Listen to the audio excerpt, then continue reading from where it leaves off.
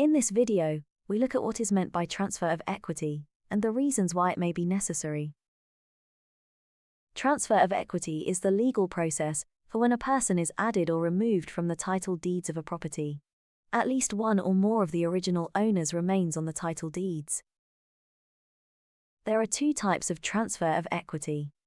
Full transfer is when the full ownership of the property is either transferred to another person, or a person is completely removed from the title deeds.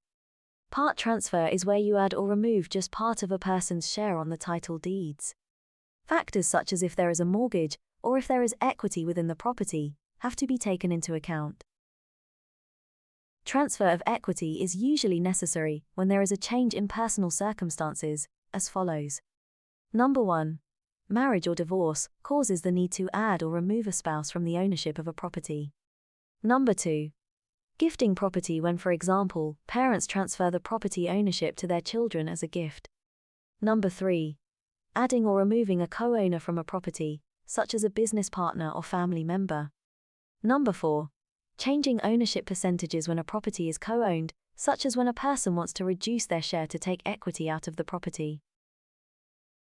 The transfer of equity process typically involves the preparation and execution of a legal document, known as a deed of transfer.